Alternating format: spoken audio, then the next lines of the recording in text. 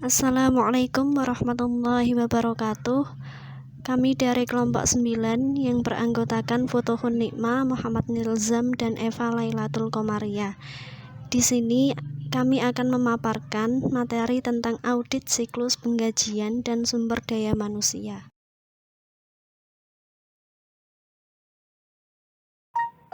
Yang pertama, audit siklus penggajian dan sumber daya manusia melibatkan pekerjaan dan pembayaran kepada semua karyawan.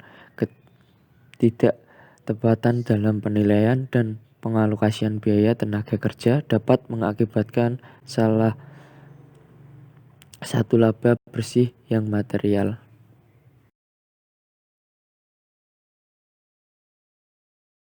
Untuk fungsinya antara lain fungsi penerimaan karyawan baru, fungsi pengotorisasi pengubahan gaji dan upah, fungsi pelaksana absensi dan data waktu kerja.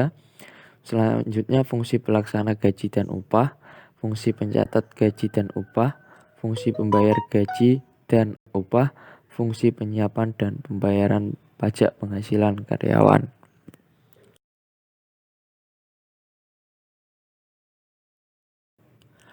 Adapun tujuannya antara lain yang pertama, asersi keberadaan atau kejadian asersi atau keterjadian asersi. Yang kedua, kelengkapan.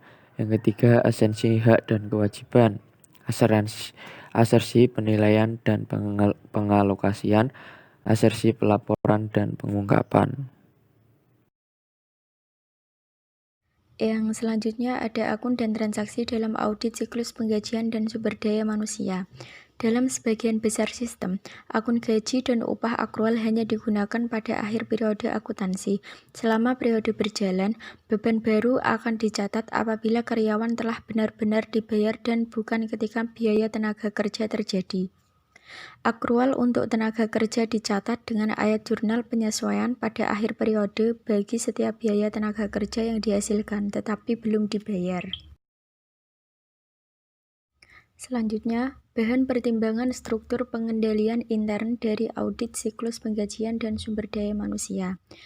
Yang pertama ada lingkungan pengendalian, yang kedua penaksiran risiko, ketiga informasi dan komunikasi, dan yang terakhir ada pemantauan.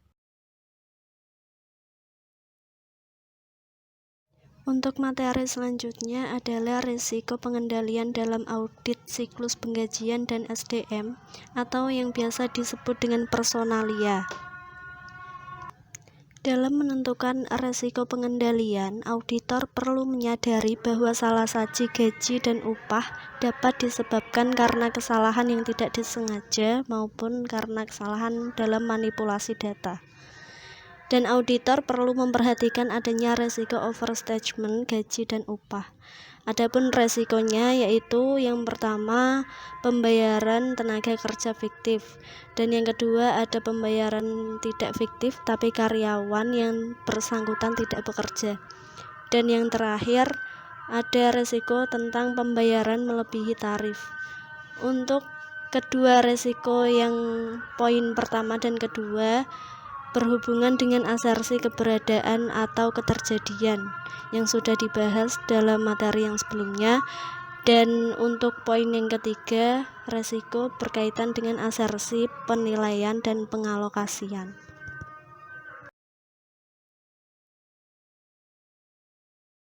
Untuk materi selanjutnya adalah aktivitas-aktivitas dalam audit siklus penggajian dan sumber daya manusia.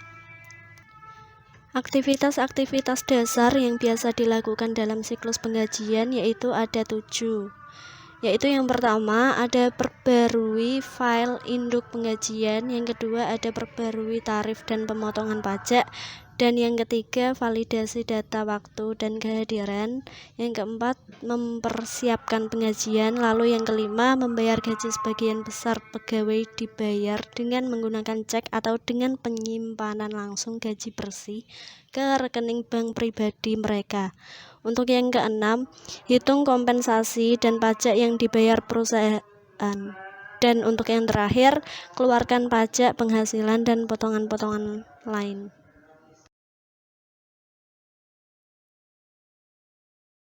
Sekian pemaparan materi dari kelompok kami. Saya ucapkan banyak terima kasih atas partisipasi dalam diskusi hari ini.